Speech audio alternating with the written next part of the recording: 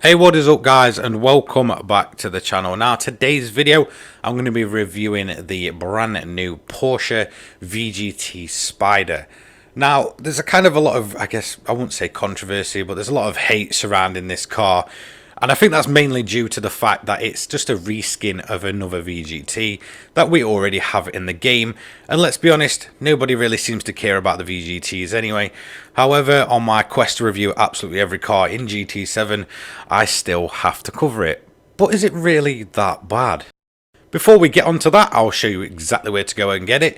It is from the Porsche dealer and it is 1 million, pretty much in line with the majority of the other VGT cars. As you can see from some of the stats, this thing is putting out nearly 1100 brake horsepower. It weighs just over a ton, so about 1.3 tons, and it's an electric vehicle, which will probably put a lot of the purists off, but I'll give it a chance. So, just before I get into my personal opinions on the car, let me tell you how this series works if you've never been here before. Now, usually I would essentially get the car out of its box and essentially just take it around the Nürburgring in its standard form, no tuning, no setup, all that good stuff. And then I would essentially fully modify it and go and do a high speedering hot lap.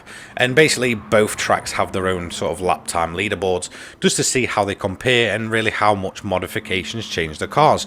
Now this one here obviously will not have any modifications to it. It's pretty much the only way you can have it is just how it looks now. There's no kits to put on. There's not really much in terms of tuning.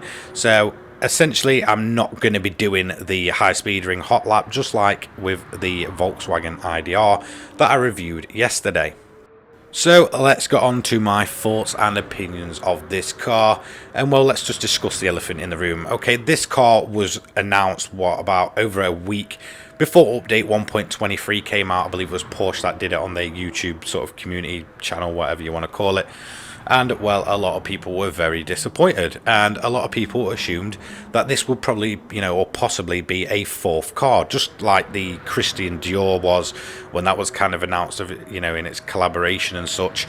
And yeah, sadly, it wasn't, and I feel like that really does kind of knock it a few points in terms of its overall appeal. Again, the fact that it's a VGT car and people really don't seem to like the VGTs in this game. And then it has another thing going against it, the fact that it's an electric vehicle. Now, me personally, I do not have a problem with them. Some of them can be genuinely fun. I mean, look at the Volkswagen IDR. In terms of just driving it, it's actually genuinely really fun to drive. I don't really care if they're electric. I don't care, what engine's in it. If it's a good car to drive, then I'm happy to kind of just give it a chance. But this car, yeah, it's not the most fun to drive. If you've ever driven the original Porsche VGT, it's pretty much cut and paste. Like it's kind of the exact same kind of braking, handling characteristics. And by that I mean it's not that good. And I don't really mean that in a harsh way. It's just the fact, like, look, the original Porsche VGT, the one with the roof on, is genuinely a really cool car to look at. Like the idea behind it, I think it looks pretty awesome, in my honest opinion. I don't have a problem with the way it looks. You can tell it's a Porsche. Now the only main trouble with it is just the fact that it just doesn't handle well. It's got this really awkward kind of handling characteristic and braking characteristic that it feels like because it launches so fast, getting that speed back down, you feel like you're never really on the throttle too much. So by the time you're up at speed, you're braking again. And it's the same here, and it seems to have this thing where it sort of flat slides through the corners. And by that I mean I feel like the whole car is just shifting across. It's not getting its back end out. It's not kind of sort of understeering and such, or oversteering. It's just really kind of a weird feeling to it. And the more I test out electric vehicles in GT7, the more I see it's kind of running over a running theme. So yeah, it's just a bit disappointing really. It just seems like, okay, everything that was on the Porsche VGT in terms of how it handles its speed and stuff has just been transferred over here. In all honesty, one thing I can note is that it does feel a bit quicker. I don't know if it's just myself, but I feel like this is a lot faster to just launch, and that genuinely, when you are driving it, is impressive. I mean, you will be up at 190 miles an hour within like 5 seconds. It's absolutely, you know, crazy speed kind of exiting the corners.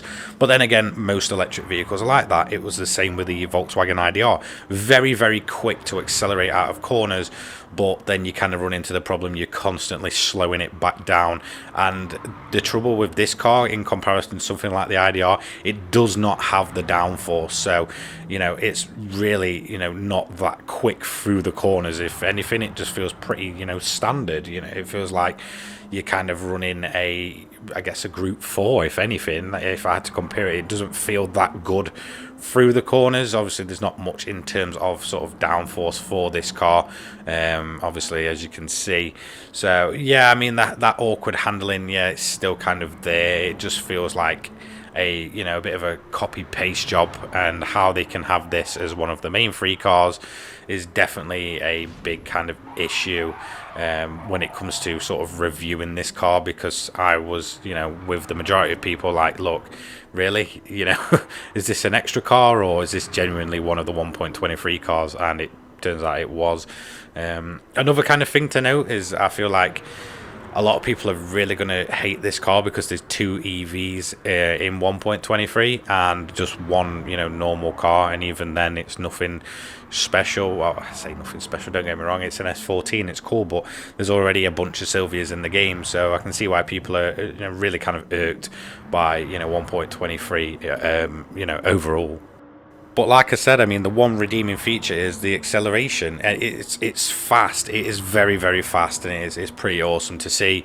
Another thing to note about this car, you do get put in your own little special suit. I wouldn't say I'm a fan of it. It feels like a throwback to sort of, you know, the 50s, 60s racers. But again, I'm just not a huge fan of it. I think it looks pretty ridiculous when you're driving what's supposed to be one of the most sort of, I guess, a modern throwback. It just doesn't feel like it's kind of a modern throwback with the suit. Again, that's just a little issue, but it is what it is. So I don't know, overall I can't really recommend it. It's one of those, like, you know, if you want to collect everything, then, you know, probably like me, you will go ahead and buy it, but I don't go out your way for it, honestly. I'm not, I don't know, I wanted to like it, I wanted to give it a chance, but you know, it's just not the best car in the game, in all honesty. And again, it runs into the problem that it's useless for, you know, earning that money back, because EVs don't really have a place in those longer races that most people run. In terms of onboard, you know, this is the footage that you're seeing now. My main standout thing that I really do, you know, like about this car, it's not even to do with its looks on its outside or its performance. It's actually the steering wheel, which sounds really crazy, but I really do like the look of the wheel, and that's probably the only redeeming feature in terms of, you know, looks and stuff. Again, I get it's kind of a throwback to the old Spyders, but it just doesn't feel like those classic Spyders.